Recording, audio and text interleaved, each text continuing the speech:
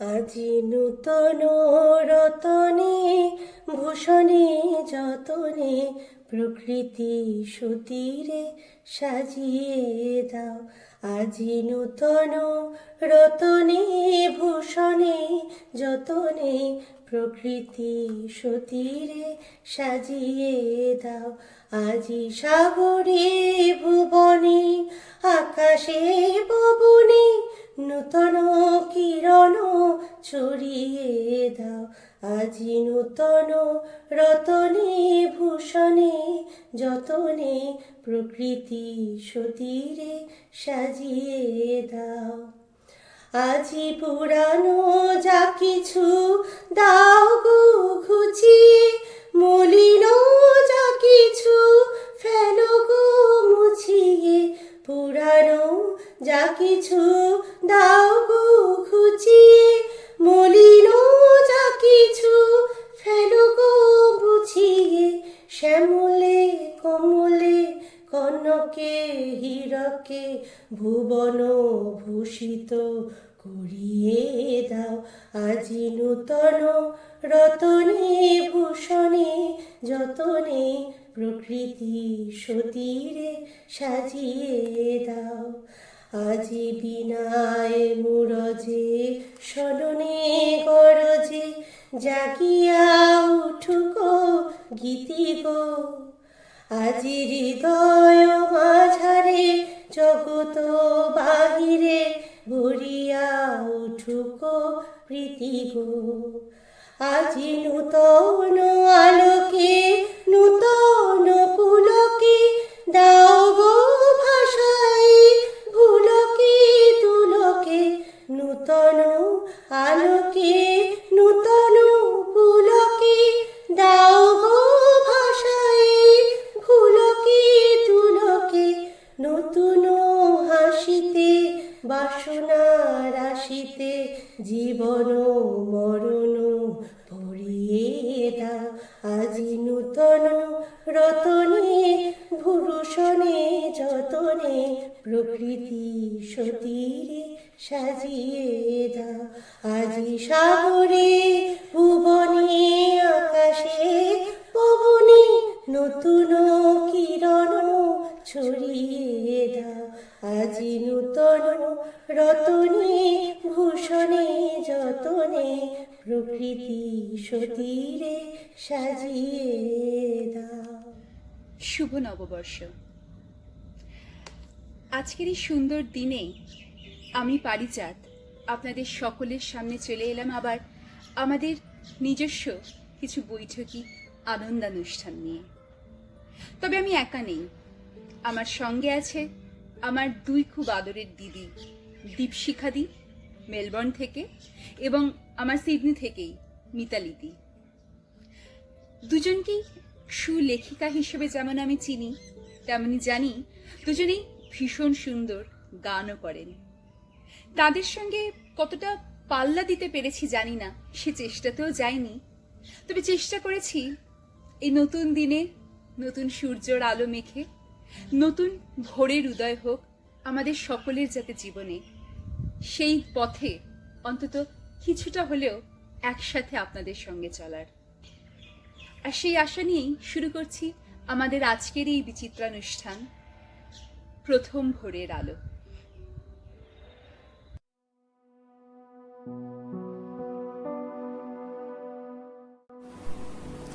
নমস্কার, আমি মিতালি। সবাইকে জানাই শুভ পয়লা বৈশাখের শুভেচ্ছা। এই উপলক্ষে আজ আমি একটি ছোট গল্প পাঠ করে শোনাচ্ছি। গল্পটির নাম অন্ধকারের উৎস হতে। আজ ভোরের আকাশ কালো করে মেঘ করেছিল, বৃষ্টি হচ্ছিল মুষলধারায়। গত কয়েকদিনের প্রচন্ড গরমের পর বৃষ্টি এলো আজ। ঘুমটা ভেঙে বিছানা ছেড়ে উঠে এসে জানালার পাশে দাঁড়াতেই ভিজে মাটির গন্ধে মন প্রাণ জুড়িয়ে গেল। জানলার বাইরে কদম গাছটা ভিজতে ভিজতে মাথা দোলাচ্ছে। না না, এ প্রথম বর্ষার বৃষ্টি নয়। বৈশাখের প্রথম সপ্তাহ শেষ হয়েছে সবে। আমাদের বাড়ির বাগানের পাঁচিলটা যেখানে শেষ হয়েছে তার ঠিক বাইরে লাল মাটির রাস্তা।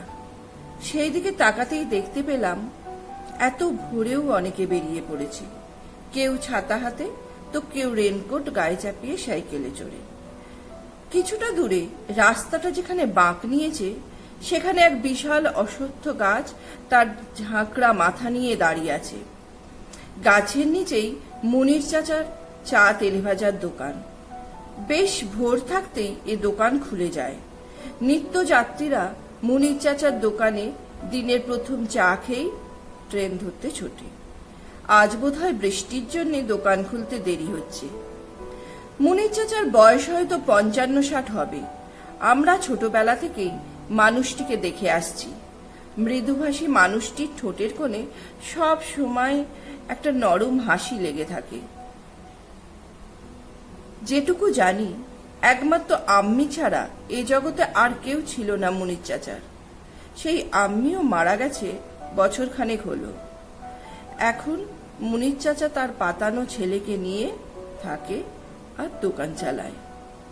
অনাথ রাজুও ঘর পেয়েছে মুনির চাচার দৌলতে, সেও চাচা বলেই ডাকে তাকে। বড় হতে হতে বুঝেছি মুনির চাচার জগৎ আর আমাদের জগতের মধ্যে বিস্তর ফারাক। আমরা থাকি আলোর জগতে আর মুনির চাচার সবটাই অন্ধকার। জন্ম থেকেই মুনির চাচা যে অন্ধ, মুনির চাচার প্রায় স্বাভাবিক কাজকর্ম, তার হাসি মুখে কথাবার্তা দেখে অবাক হতাম। ভাবতাম এত ভালো মানুষটা কি এমন অপরাধ করেছিল যে ভগবান তাকে এমন শাস্তি দিয়েছে। নিজের চোখ বন্ধ করে মুনির চাচার অবস্থাটা বোঝার চেষ্টা করেছি কতবার। প্রতিবারই অসহ্য অস্থিরতায় চোখ খুলে ফেলেছি। উফ, এ যেন রাতের চেয়েও বেশি অন্ধকার। কি কর্কশ তার অনুভূতি। মুনির চাচা কি কষ্টের মধ্যে থাকে ভেবে বুকটা হু হু করে উঠেছে কতবার। সেদিনও পড়ানোর পাঠ চুকিয়ে কলেজ থেকে যখন বেরোলাম, আকাশের কোণে মেঘ জমতে শুরু করেছে। ট্রেনের রাস্তায় এসে প্ল্যাটফর্মে নামতেই ২-১ ফোঁটা জল গায়ে পড়ল। পা চালিয়ে মুনির চাচার দোকানের কাছাকাছি আসতেই জোরে বৃষ্টি এসে গেল। দৌড়ে গিয়ে ঢুকলাম মুনির চাচার দোকানের চালার নিচে। একজন মাত্র খদ্দের বসে আছে দোকানে। মুনির চাচা একটা টুলের ওপর বসেছিল, চোখে পুরো কাচের চশমা। রাজু কতগুলো চা খাওয়ার কাঁচের ছোট্ট গ্লাস ধুতে ব্যস্ত।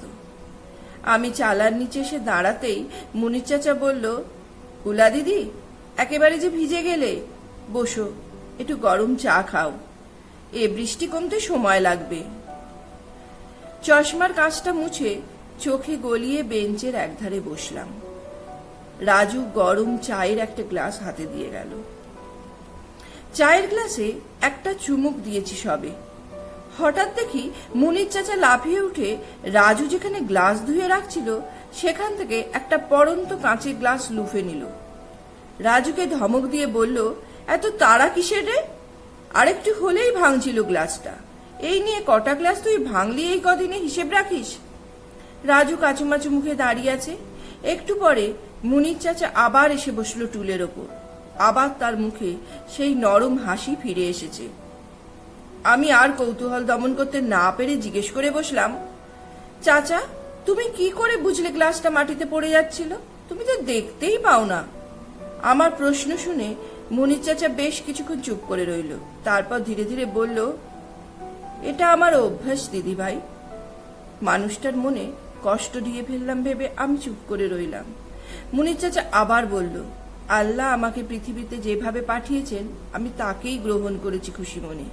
এখানে আমার কোনো কষ্ট নেই বুলা দিদি। দেখা কাকে বলে তা তো আমি জানিই না। না দেখার মধ্যে কোনো কষ্ট নেই মুনির চাচার?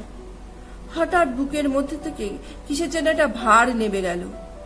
ঈশ্বর পৃথিবীতে কত রকমের অসম্পূর্ণতা দিয়ে পাঠান মানুষকে, আর মানুষ তার মধ্যেই নিজেকে অভ্যস্ত করে তুলে বাঁচতে শেখে। এরই আর এক নাম জীবন। ভোরের পাখির ডাকে খেয়াল হতে দেখি জানলার বাইরে বৃষ্টি ধরে এসেছে। মেঘের অবগুণ্ঠন সরে যাচ্ছে ধীরে ধীরে। সকালের আলোয় অন্ধকার দূর হয়ে যাচ্ছে। জানলার পাশ থেকে সরে আসার আগে দেখতে পেলাম রাজুকে পাশে নিয়ে নীল চেক লুঙ্গি আর ধবধবে সাদা ফতুয়া পরে মুনির চাচা এগিয়ে যাচ্ছে সামনের দিকে। এবার দোকান খুলতে হবে যে।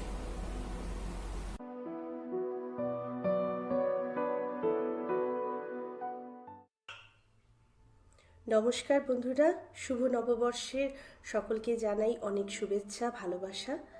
আমি দীপশিখা পারিজাতের সাথে চলে এসেছি আমাদের নিজেদের মনের কিছু অনুভূতি নানান রঙে রাঙিয়ে এই বিশেষ দিনটিকে বিশেষ করে তোলার জন্য। আজকে আমি পড়ব আমার লেখা কিছু মনের হিবিজিবি কথা। হয়তো সেটা কোনো গল্প নয়, কোনো মনেরই অনুভূতি, কিন্তু সেটাই ভাগ করে নিচ্ছি আপনাদের সঙ্গে। মাসের 1 তারিখ রোজগারের সংসারী মানুষের কাছে খুব অপেক্ষার দিন। একটা নতুন শুরু, যা করে ওঠা হয়নি তা এবার ঠিক করব, এইবার ঠিক সামলে নেব। অনেক পরিকল্পনার বাস্তবায়নের দিন থাকে এই 1 তারিখ। গত বছর এক গুমোট দম বন্ধ করা পরিবেশে আমরা নতুন বছরকে পেয়েছিলাম, সামলেও নিয়েছিলাম, গুছিয়ে নিয়েছিলাম।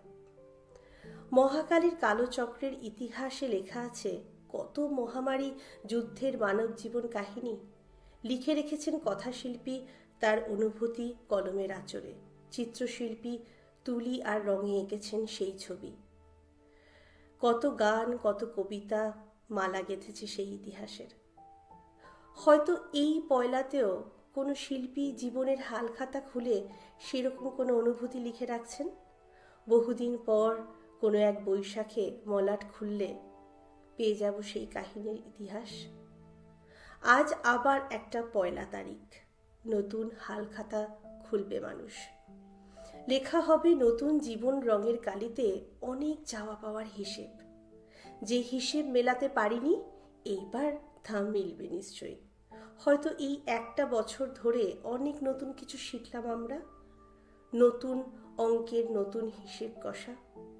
বিত্তশালী হয়তো রিক্ত হয়েছে, সম্পর্ক মানে বদলেছে বালিঘড়ির নিয়মে। এক বুক মুক্ত বাতাসের মূল্য হয়তো বুঝেছি আমরা। সময়ের চাকা যেন কণ্টকময় হয়ে থেমে গিয়েছিল, আর আমরা হয়তো বুঝেছি সেই থেমে থাকা সুদীর্ঘ প্রতীক্ষায় অপেক্ষার মূল্য। ছোট ছোট প্রাপ্তির আনন্দ যেগুলো ভুলে বসেছিলাম, সেই আনন্দ 2 হাতে শক্ত মুঠিতে আঁকড়ে ধরে রাখতে শিখেছি হয়তো। জীবনে আর একটা সুযোগ পেয়েছি। এই নতুন 1 তারিখে জীবনের হালখাতা ভরে উঠুক সেই শিখে নেওয়াগুলিকে সঙ্গী করে।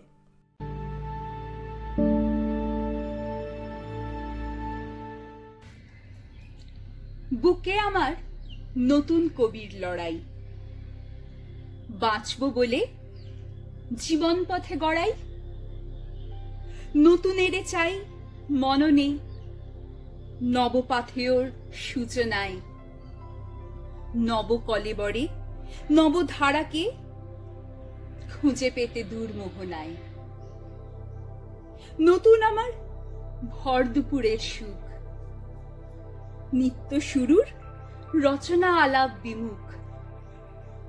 বাঁচে শুধু সেই সব যাতনার শেষে, যেই দেশেতে কল্পনারা নবকলেবরে যায় মিশে।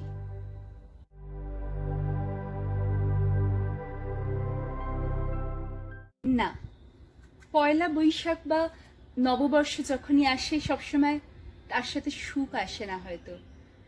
তবু কোথাও তো থামতে হয়, যেখানে দুঃখদের ভুলে আবার নতুন পথে শুরু করা যায়। আর সেই নিয়েই আমার এই আগামী পরিবেশনা, আমার লেখা একটি ছোট গল্প 1 তারিখ। কৃষ্ণলতার এই 1 তারিখ আসলেই আজকাল ভারী মন খারাপ হয়। সকালবেলা ঘুম থেকে উঠে বিছানায় শুয়ে শুয়েই টের পায় সে সুরের তালে এক বড় অসম গোল বেঁধেছে কে জানে কোন অচেনা অদেখা সীমানায়। চাটা বসিয়ে ফ্যাল ফ্যাল করে বাইরের দিকে চেয়ে থাকতে থাকতে এমনি হারিয়ে যায় সে 7 সমুদ্র, পাহাড়, অরণ্য, নদী পেরিয়ে। সসপ্যানে তলা ধরার গন্ধ তেমন করে তার নাক অব্দি ঠিক পৌঁছতে পারে না। শ্রুতি কলেজের জন্য তৈরি হতে হতেই বেরিয়ে আসে। কিরে ছোটদি, ইস, সব জল পুড়ে কালো হয়ে গেল তোরে। আজকেও আবার পোড়া চা খাবি নাকি? অন্যমনস্ক হয়েই হাসে কৃষ্ণলতা। পয়লা তারিখ যে আমার ভাগ্যে চাটুকু পর্যন্ত শান্তিতে বসে খাওয়ার গল্প লেখে না রে কখনো এত সহজে। তার মন্দ কপালই যে পোড়া। শ্রুতি 2 হাতে কৃষ্ণলতার কাঁধ জড়িয়ে আদর খায়। তার এটা বরাবরের অভ্যাস। দিদিদের গায়ের ঘ্রাণ না নেওয়া পর্যন্ত তার ঘুম থেকে উঠে যেন শান্তিই আসে না। আমাকে তাও কিছুটা এড়িয়েই চলছে এই কয়েকদিন যাবত। শ্রবণের সঙ্গে সম্পর্কের কথা জানাজানি হয়ে যাওয়ার পর থেকেই কে জানি কিনা ভয় কাছে যেমন ঘেঁষছে না। আমি কাগজটা ভাঁজ করে টেবিলে রাখতে রাখতে কিছুটা স্বগতোক্তিই করলাম। সেই আমাদের এই এক স্বভাব খালি। দুধ কেটে গেলে তা ভুলে গিয়ে ফ্রিজে বাইরে রেখে দিয়েছিলাম না ভেবে মনে করি গোয়ালার দোষ। শ্রুতি সামলে নেয় কিছুটা নিজেকে। আমার দিকে না তাকিয়েই কৃষ্ণলতাকে আরেকবার শক্ত করে জড়িয়ে ধরে ছেড়ে দিয়ে বলে, আজ আমি জলখাবার কলেজের সামনেই খেয়ে নেব, চিন্তা করিস না ছোটদি, তুই শুধু সাবধানে থাকিস। কৃষ্ণলতা হাসে। ঠিক আছে রে, তোর দেরি হয়ে যাচ্ছে, নে যা তৈরি হয়ে আয়। আজ বড়দির দেওয়া বড় ঝুমকো দুলটা পরিস কেমন? আর একটা টিপ, আজ তো শ্রবণের সাথে বিকেলে তোর বেরোনোর কথা, ভালো করে সেজে গুজে তবে যাস। লজ্জায় রাঙা হয়ে ওঠে শ্রুতি। সামান্য মাথা নামিয়ে কিছু একটা বলে, এতটা দূরে বসে আর ঠিক শুনতে পাই না। আজকাল প্রায় আমার সাথে এরকমই হয় অবশ্য। কখনো চোখের সামনে সব ঝাপসা হয়ে যায়, তো কখনো আবার কানে ঠিক মতো শুনতে পাই না। গত 1 তারিখ সেই যে পড়ে গেলাম, তারপর থেকেই মাঝে মাঝে এরকম হচ্ছে দেখছি। চোট তেমন লাগেনি বলে ডাক্তারের কাছে আর যাওয়া হয়নি, তবে মনে হয় ভিতরের কলকবজায় কিছু গন্ডগোল একটা বেঁধেছে নিশ্চয়ই। শ্রুতির লজ্জা মেশানো চোখ দুটোর দিকে তাকিয়ে থাকতে থাকতেই হঠাৎ মনে পড়ে গেল অনেক আগের এক 1 তারিখের কথা। তখন আমার বছর 16 বয়স। মইনা এমনই এক ভরা গ্রীষ্মের দিনে এক মুঠো বেলফুল এনে আমার সামনে ধরেছিল অকপটে। মুখে কিছু বলেনি, আমিও কোনো জবাব দিতে পারিনি। শুধু টের পেয়েছিলাম নাকে ভেসে আসা উষ্ণ ঘ্রাণে পয়লার নতুন শুরুর গন্ধ।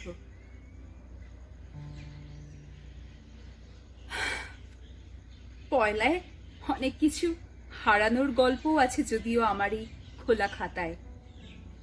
এমনই এক 1 তারিখে মায়ের হাঁপের বাড়াবাড়ি টান উঠেছিল। বাবা পাগলের মতো দুর্গাপুজোর এই ছুটির মধ্যেই চারিদিকের ওই আনন্দ ঘন ভিড় ঠেলে ছুটেছিল ইনহেলার নিতে। পাইনি। সব দোকানপাট যে বন্ধ, এমনকি পাড়ার ডাক্তারখানাটাও। যতক্ষণে ফিরেছিল বাবা, সব শেষ। মনে আছে ফ্যাকাশে হয়ে যাওয়া মাকে আমরা 3 মেয়ে মিলে জড়িয়েছিলাম শুধু, হয়তো ওভাবেই একটু নিজেরাও ঘুমিয়ে নেব বলে।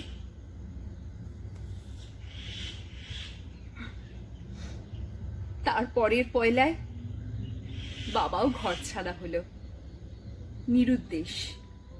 আর আমরা 3 অসমবয়সী মেয়ের দল অযত্নে বেড়ে ওঠা চারা গাছের মতো সব পেরিয়ে ডিঙিয়ে বাড়তে থাকলাম তরতর করে। কে জানে কোন অসীম জেদে। না, মৈনাকের সাথে আমার ঘর করা হয়নি। বাড়ির বড় মেয়ে আমি, কি করে ছেড়ে যেতাম বলুন তো দুটোই ছোট একরত্তি মেয়েকে? সেও ছিল এক পয়লাই। কি কুয়াশা হয়েছিল জানেন সেদিন। ভাগ্যিস মৈনাকের চোখের জলে না তো এত সহজে নৌকো ভাসাতাম কি করে। একান্ত স্বেচ্ছায়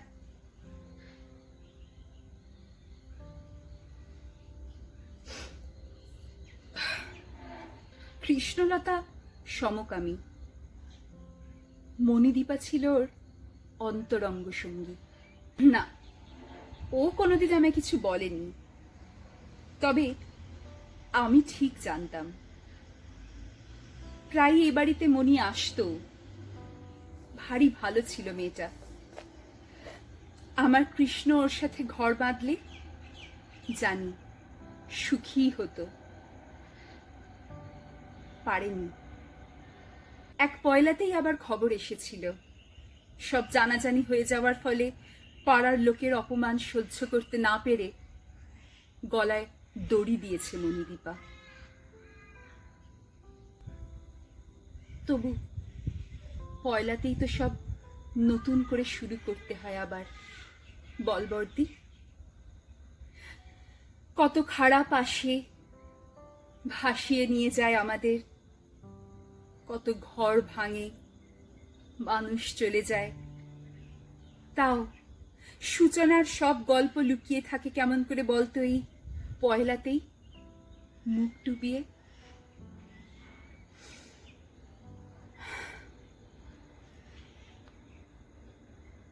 দেখলাম বেলা বেশ খানিকটা গড়িয়ে গেছে। শ্রুতি কলেজে কখন বেরিয়ে গেছে টেরই পাইনি। কৃষ্ণলতাও স্নান সেরে চুল এলিয়ে বসেছে দেখলাম আমারই সামনের সোফাটায়।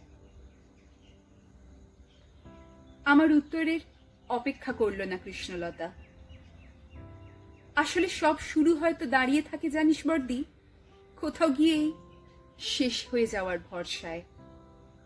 তাই মাস শেষ হয়, বছর শেষ হয়, জীবনও ফুরিয়ে যায়, তবু পয়লা তারিখ ফেরত আসে নতুনের উচ্চাশায়, আকাঙ্ক্ষায়। আমাদের শ্রুতি যেমন আজকের এই দিনেই তো শ্রবণকে পেল বল। কি গেল এলো বল, তুই মৈনাক ডাকে আর আমি মণিকে পেলাম কি পেলাম না সেই ভাবনায়। আজ যেমন তুইও তো নেই আর। গত পয়লায় ছেড়ে চলে গেছিস আমাদের এই সিঁড়ি দিয়ে বেকায়দায় গড়িয়ে পড়ে। তাতে কি কিছু থেমেছে বল? তোর জন্যেই সকালে এখনো খবরের কাগজ রাখা থাকে টেবিলের ওপরে, প্রতি পয়লার এই সূচনায়। আরো অনেক কিছু বলেই চলেছে কৃষ্ণলতা, অথচ আমি আর তেমন করে কিছু শুনতে পাচ্ছি না। আসলে বাইরের এই চড়ুই পাখিরা এত ডাকছে না, কে জানে, হবে হয়তো তারাও মেতেছে এক অজানা নবপ্রারম্ভের এমনই সুন্দর আলাপচারিতায়।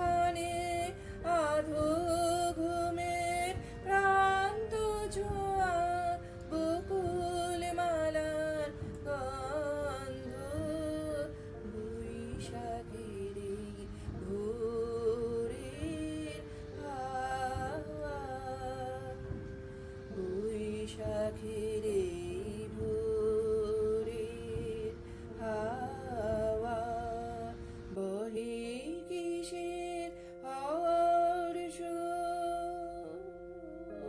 যেন রে সেই উড়ে পাড়া এলো কিসের স্পর্শ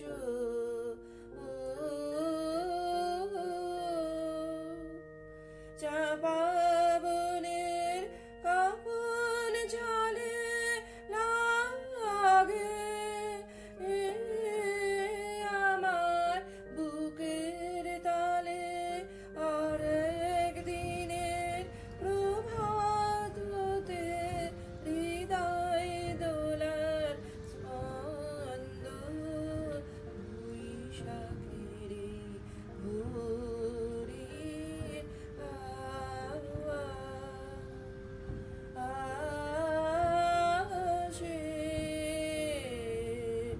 এই মৃদু মন্দ আনে আমার মনের কোণের সেই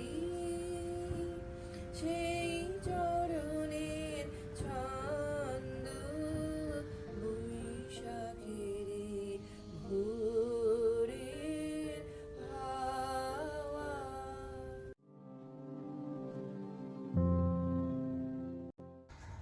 নমস্কার। প্রথম দিনের মতন, বছরের শুরুটার মতন সারা জীবন আনন্দে থাকুন, ভালো থাকুন, এই শুভকামনা নিয়েই শেষ করছি আমাদের আজকের অনুষ্ঠান। আবার হয়তো দেখা হবে কোনোদিন পথ চলতে গিয়ে এমন কোনো নতুন ভোরের আলোর খোঁজে, নতুন দিগন্তের নতুন মোহনায়। ততদিনের জন্য ভালো থাকবেন, সুস্থ রাখবেন, আর অবশ্যই নিজেকে সমৃদ্ধ রাখবেন।